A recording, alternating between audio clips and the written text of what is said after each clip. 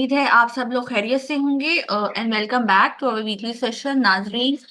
आज जो है हमारे साथ मोहम्मद अमीन अब्दुल गफ्फार साहब मौजूद हैं। सेशन को स्टार्ट करने से पहले नाजरीन मैं आप लोगों को बताना चाहूंगी कि ये सेशंस का मकसद सिर्फ यही होता है कि आप लोगों को डेली स्टॉक मार्केट से जो है वो अपडेटेड रखा जाए। और इसके लिए ज़रूरी है कि आप लोग जो है हमारे चैनल को लाइक एंड सब्सक्राइब करें। और अगर कोई वीडियो अगर आप लोग मिस नहीं करना चाहते तो उसके लिए नोटिफिकेशन बेल जरूर प्रेस किएगा। और इसके साथ साथ मैं बताती चलूँ कि हमारे व्हाट्सएप ग्रुप भी आप लोग ज्वाइन कर सकते हैं। फ्री व्हाट्सएप ग्रुप भी आप लोग ज्वाइन कर सकते हैं और उससे भी फायदा उठा सकते हैं। नीचे डिस्क्रिप्शन में जो है वो लिंक मेंशन होगा, तो आप लोग वो प्रेस करके हमारी जो व्हाट्सएप है उसको भी ग्रुप को भी ज्वाइन कर सकते हैं। तो आइए हम सेशन को स्टार्ट करते हैं। अस्सलाम वालेकुम सर, कैसे हैं आप? वालेकुम सलाम। अल्लाह का शुक्र, खैरियत। जी सर, सबसे पहले हम आज की मार्केट की बात करते हैं। हमने देखा जो है आज जो है मार्केट के अंदर जो है वो अच्छा खासा वॉल्यूम था और मार्केट जो है वो अपने हिस्टोरिकल हाई पे इसमें खड़ी हुई है। बहुत अच्छा परफॉर्म कर रही है इस वक्त। हमने देखा मार्केट जो है वो आज 88 के इंडेक्स को क्रॉस करके आज 89 को जो है वो मार्केट ने टच किया। 2000 के करीब जो है वो मार्केट प्लस हो गई थी, फिर उसके बाद जो है उसमें करेक्शन आई। तो कंटिन्यूसली जो है वो तेजी चल रही है। तो क्या कहना चाहेंगे आप आज की मार्केट के बारे में? मुझे एक मिनट दीजिए, अभी अजान हो रही है, थोड़ी रिकॉर्डिंग रोक देना। ठीक? जो मार्केट का 88,000 मार्केट पहुंच गई, ये हम्म। बहुत अच्छी बात है। और ये 87,000 का टारगेट था दिसंबर तक, मगर इसके बावजूद मार्केट ने इससे पहले ही 88,000 तक क्रॉस कर लिया। इसकी सबसे बड़ी वजह है कि जो मार्केट को जो सपोर्ट कर रहे हैं, ऑयल एंड गैस है। जैसे हम्म। पूरे साल लोगों ने वेट किया, जनवरी से बात चल रही थी ओजीडीसी, पीपीएल, पीएसओ और रिफाइनरी सेक्टर चलेगा, मगर ये चलता नहीं था। रुका हुआ था, अपने एक एंगल में रुका हुआ था। वो वही लोग जमा कर रहे थे, जमा कर रहे थे। फिर आपके ये सितंबर में, अक्टूबर में, अक्टूबर एंड तो अक्टूबर में ये चलना शुरू हो गया। तो हम्म। ये इतनी स्पीड से चला कि पूरी मार्केट चला दिया। और आपको हम्म। देखे लोगों को इतना उसमें गेन हो गया कि अब मैं आपको बताऊं कि लोग परेशान हो गए कि इतना आपके कितना इतना कैपिटल गेन टैक्स आ गया। किसी को 30 लाख, किसी को 35 लाख रुपए गेन टैक्स आ गया। तो हम्म। लोग इसमें परेशान है, ये अपना प्रॉफिट ही देखते, इतना प्रॉफिट हो गया। हम्म। तो काफी लोगों के पास पड़े हुए थे पुराने शेयर, वो भी बेच दिए। अच्छा, दूसरी ये बात है कि इस वक्त जो मार्केट के अंदर सूरत हाल है कि आप हर किस्म के लोग को आप देखते होंगे कि लोग ये कह रहे हैं इतनी मार्केट बढ़ गई, हम कमा नहीं सके। हम्म। तो ये कमाने का ये इशू होता है कि आपको जिस आइटम के अंदर अच्छा प्रॉफिट हो गया, उससे आप उसको खुदाफिज कह दे। और जिन आइटम के अंदर अच्छा रिटर्न है, वो चलना शुरू नहीं हुई, उसमें आप मूव हो जाए। मगर लोग मूव नहीं होते।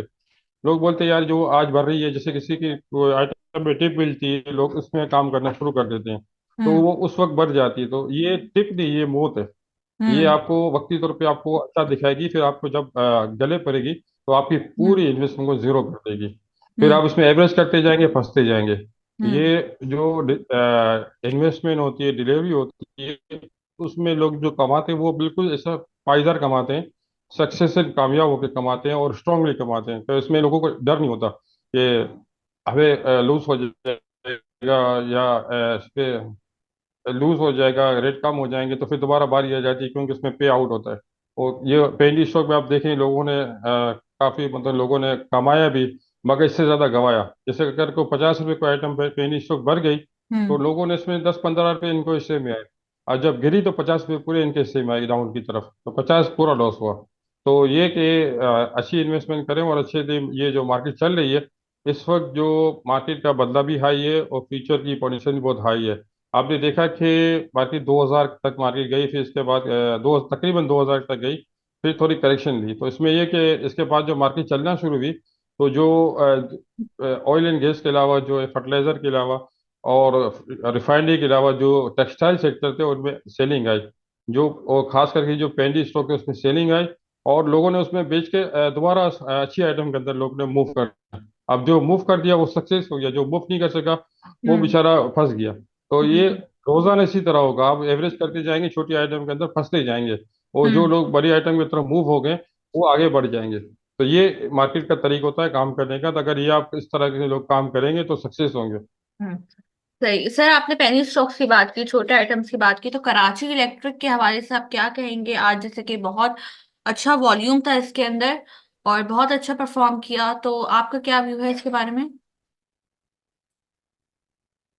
देखिए, ये केएससी को आप कराची लिमिटेड को पेनी स्टॉक बनी कर सकते हैं, वैसे भी इसके अंदर तीसरी तो आई नहीं थी। अब इसके अंदर न्यूज़ लगी हुई है कि ये प्राइवेट हो रही है या फिर इसको सेल कर रहे हैं। इनका जो पेमेंट, जो इनका जो तनाज़ा था वो खत्म हो रहा है। खास करके ये आईपीपी से महंगी बिजली खरीद के थे और पब्लिक में देती थी, तो इसमें इसकी वजह से इनको ये काफ़ी मसला होता था। तो अब वो मसला तकरीबन हल हो गया। आईपीपी की पेमेंट अदा हो जाएगी, गवर्नमेंट कर देगी। और केसी के भी जो पैसे रुके हुए हैं, जो सरचार्ज लगाती है पब्लिक पे, वो भी तकरीबन उस पर भी पॉलिसी आ गई कि 15-10 दिन के अंदर आधा लगेगा, 5 दिन के अंदर आधा लगेगा, 5 दिन के बाद पूरा लगेगा। तो वो और दूसरा जो इनके जो पेमेंट वगैरह बाकी है, वो भी इसका मसला हल हो रहा है। तो केसी तो कहीं इसकी तो तेजी के अंदर बारी नहीं आई थी। पहले 8 साढ़े 8 में ट्रेड करती थी, फिर अब ये 4 साढ़े 4 में ट्रेड कर रही है। तो अब इसमें जगह बहुत मौजूद है। हेलो। जी फवाद, आपका कोई क्वेश्चन है? अस्सलाम वालेकुम। हाँ, वालेकुम सलाम।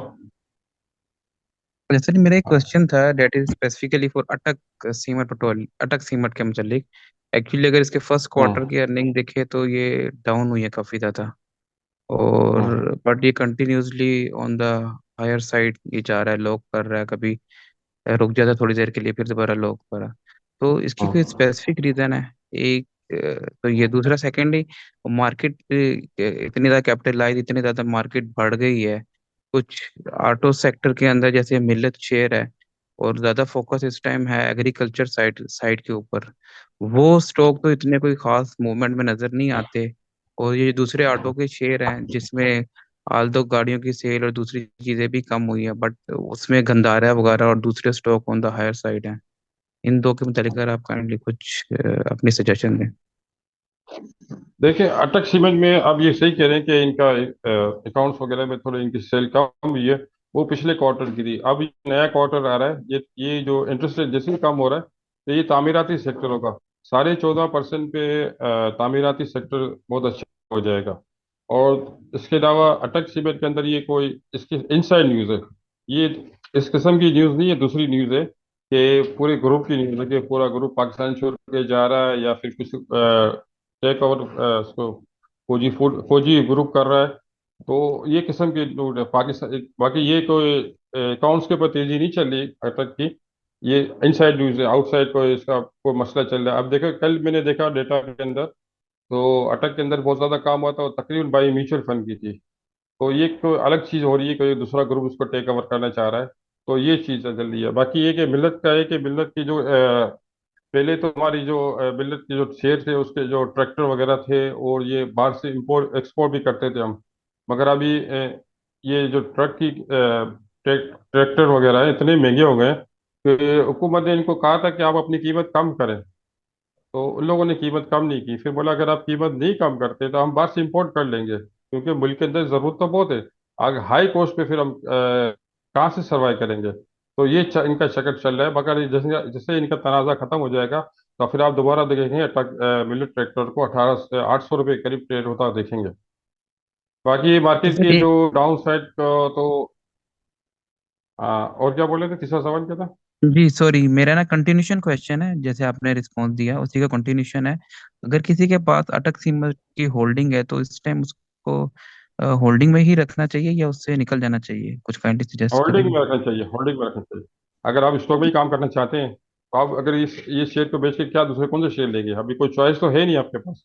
हाँ, अगर ये देखें कि अगर ये डाउन और शुरू हो जाए, या अपने एक टारगेट बना लेंगे, भाई हमको 200 में बेचना है, 250 में बेचना है, 1.25 में बेचना है, 150 में बेचना है। तो एक अपना टारगेट होता है कि भाई ठीक है, हमको इतना प्रॉफिट चाहिए। तो वो आ जाए तो उसमें निकल जाए। बाकी आ, या लेने वाला इ- अल्लाह उनको बरकत दे जो हमसे खरीद रहे। हाँ भाई, या इसकी स्वैप कर लीजिए मिल्लत के साथ।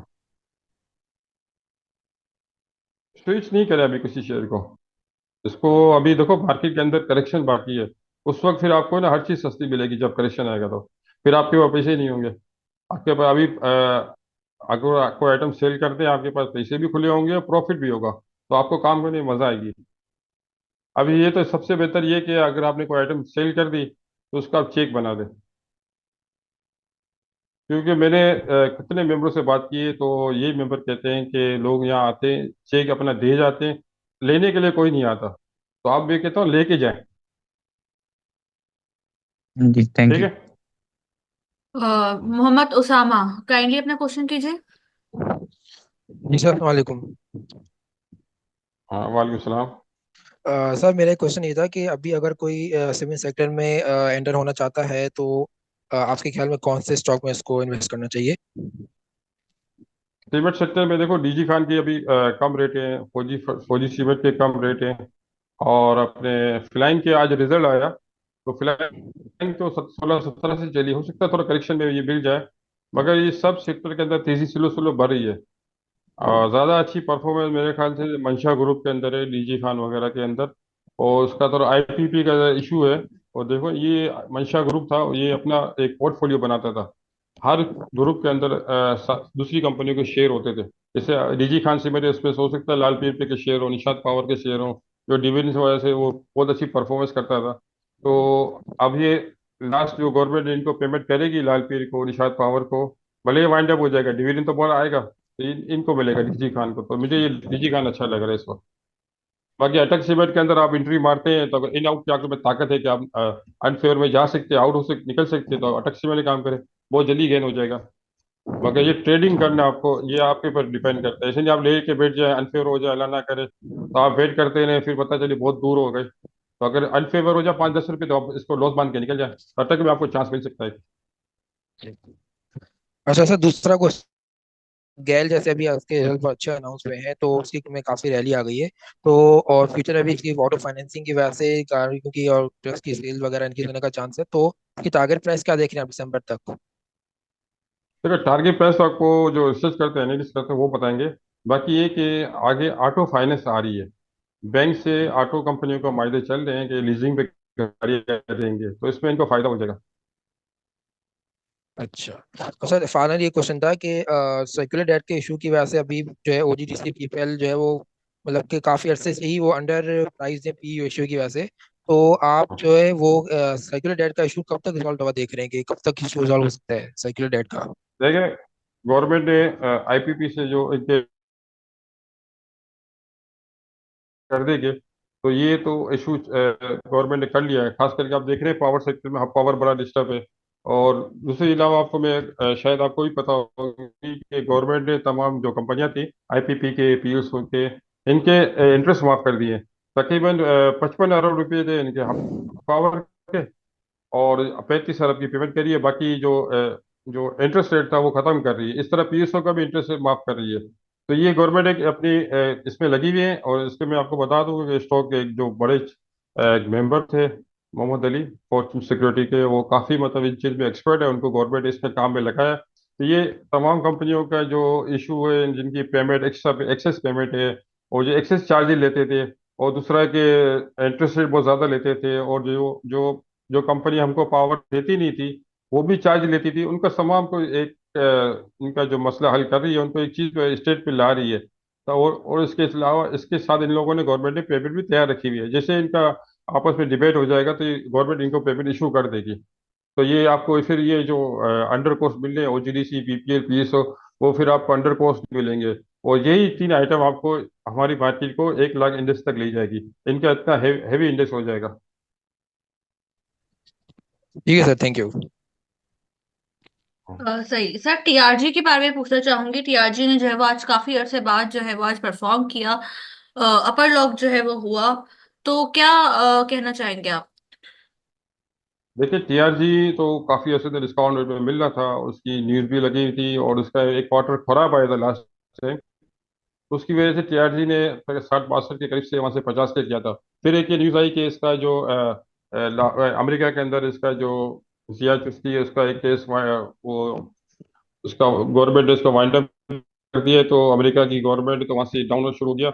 और तो टेक, और अभी इसका कहना है कि इसका अगला क्वार्टर बहुत अच्छा आएगा। तो हम्म। इसकी वजह से टीआरजी की रेट बढ़ने चाहिए थे, मगर डिस्काउंट में मिल रहा था। अगर आज जैसे टीआरजी ने इसको दिखा दिया, अभी भी डिस्काउंट रेट में मिल रहा है टीआरजी, इतना बड़ा तो इशू नहीं है इसमें, क्योंकि काफ़ी लोगों के पास, काफ़ी बड़े बड़े फंड के पास टीआरजी 150 के लिए गए हैं।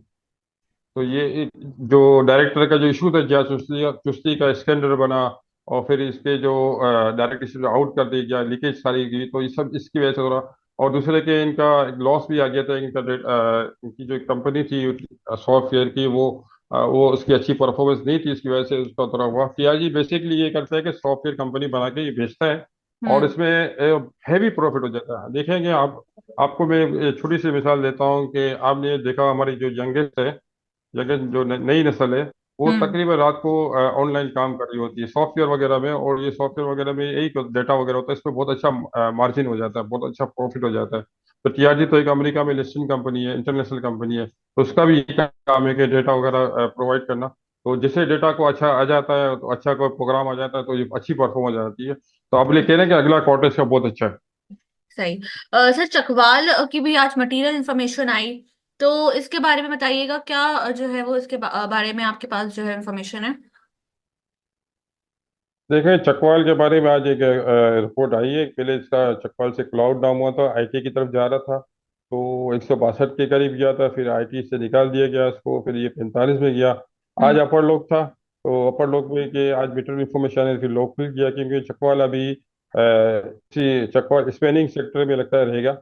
यही इसका अभी जो डेटा नजर आ रहा है कि इसका सेक्टर चेंज नहीं होगा। हम्म। मतलब ये कि अभी ये कंपनी जो जिंदा हो गई, क्योंकि फिर अगर ये, क्योंकि गवर्नमेंट ने जो इनको बंद कंपनी को चांस दिया था कि आप बंद कंपनियां अपने कंप्लाइंस सीधा सही कर ले, तो फिर इसको ऑन करेंगे, वरना इसको हमेशा के लिए क्लोज कर देंगे। तो चकवाल का ये किस्म का एक जो किस्म की तलवार लटक रही थी कि इसका जो कंप्लाइंट पूरी नहीं करेगी तो ये बंद हो जाएगी, तो ये बंद अब तो नहीं होगी।